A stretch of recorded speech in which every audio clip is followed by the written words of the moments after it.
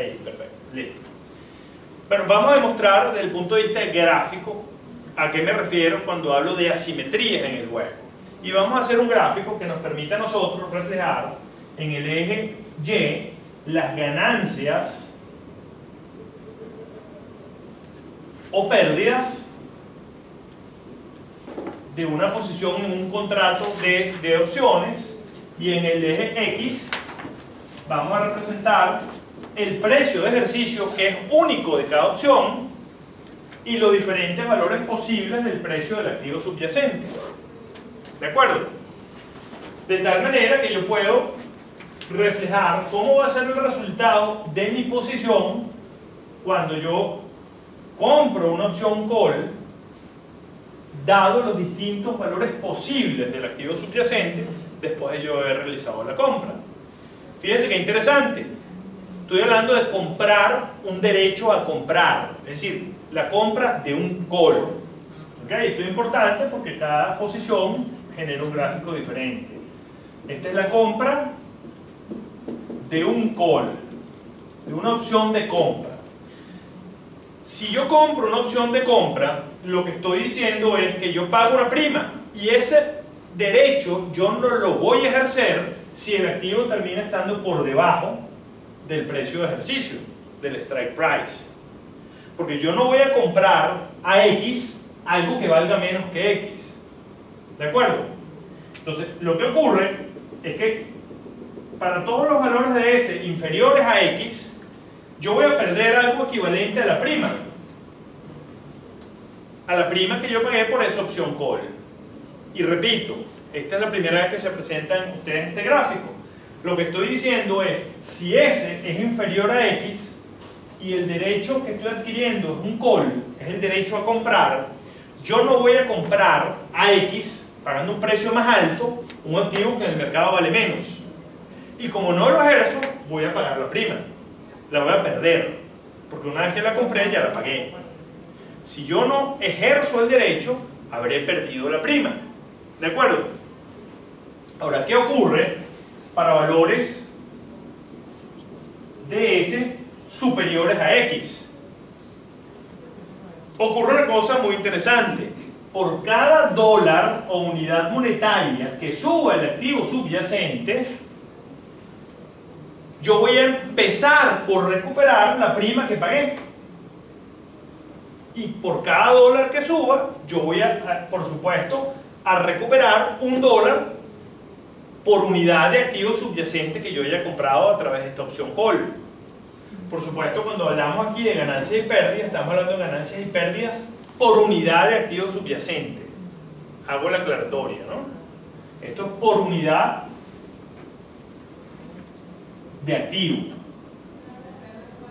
O sea, el primer dólar que yo tenga de subida de precio, lo primero que va a hacer es amortizar la prima que yo pagué.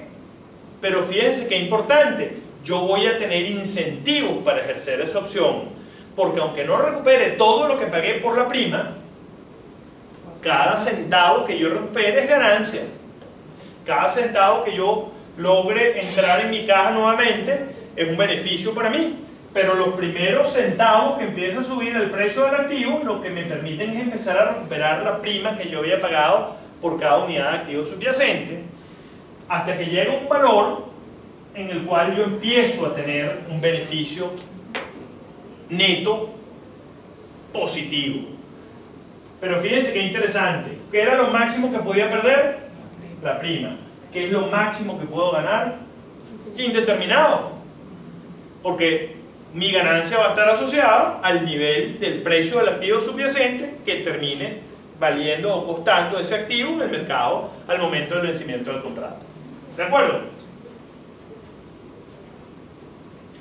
Aquí es donde nos referimos a la asimetría. Esto es un juego asimétrico.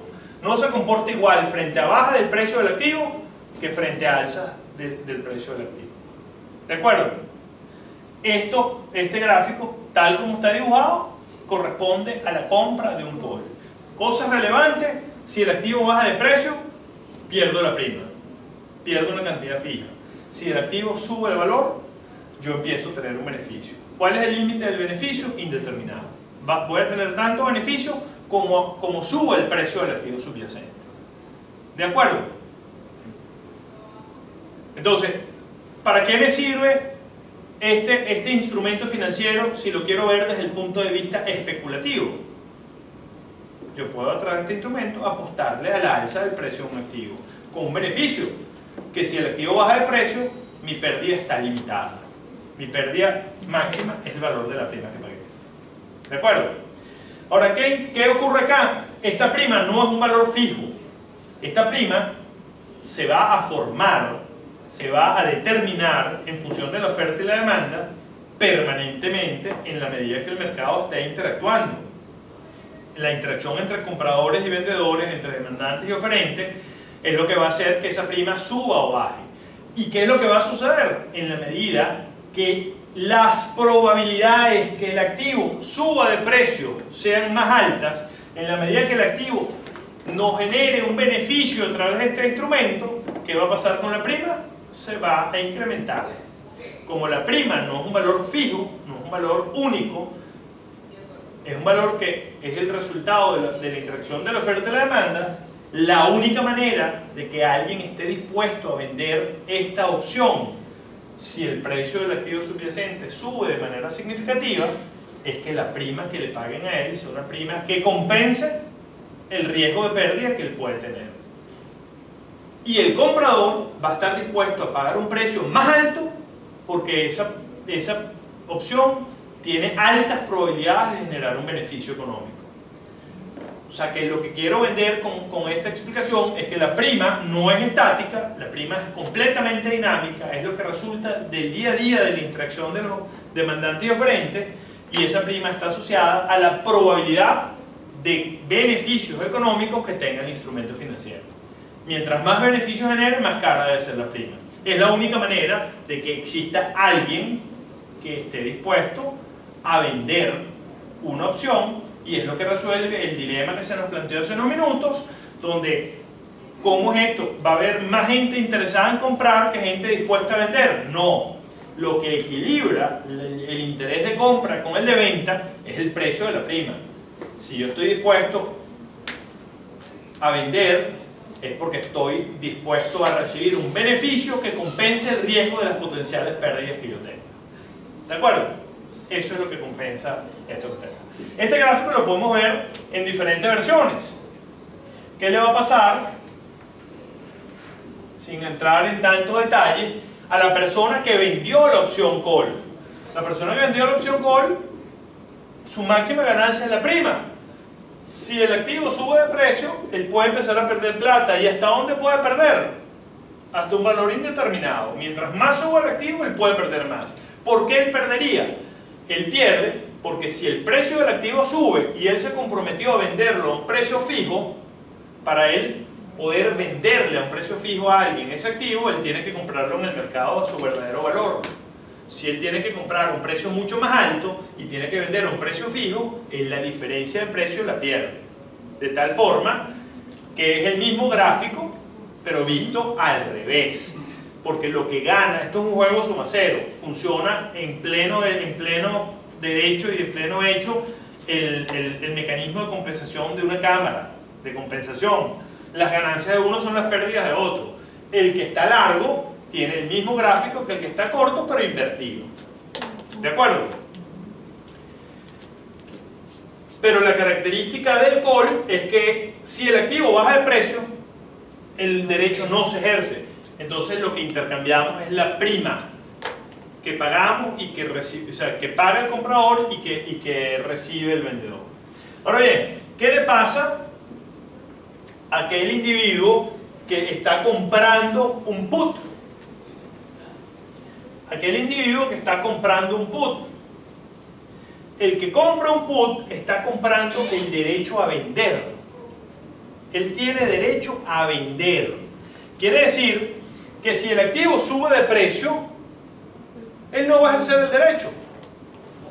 Porque si él tiene derecho a vender a un precio X, ¿por qué él va a vender a X algo que valga más? Entonces, para precios superiores a X, ¿qué le va a pasar a él? él va a perder su prima. Pero si el activo empieza a bajar de precio, él empieza a tener beneficio, porque él va a poder vender a un precio X algo que en el mercado vale menos.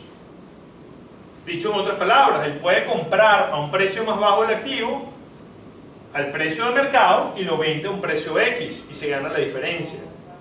Entonces fíjense, el que anda largo, esto corresponde a una posición larga en un put, él lo que está haciendo es adquiriendo el derecho a vender, y en la medida que el precio del activo baje, él va a tener incentivos para ejercer ese derecho, porque él puede vender a un precio más alto, algo que en el mercado valga menos, y él obtiene el beneficio de esa diferencia. Pero estamos en sentido inverso. Fíjense que la pendiente aquí, o sea, de ser flat pasa a ser positiva, y aquí de ser negativa pasa a ser flat. Básicamente el juego sigue siendo asimétrico, la única diferencia es que el que está jugando a la posición en el put, lo que le estás apostando a la baja en el precio del activo, y quien anda apostándole a largo en el call, él está apostando a un incremento en el precio del activo, porque en el call él tiene el derecho a comprar a X, en el put él tiene el derecho a vender a X. O sea, si yo compro el derecho a vender, es porque especulativamente yo estoy apostándole a que el precio del activo va a bajar. ¿Quieres para ver?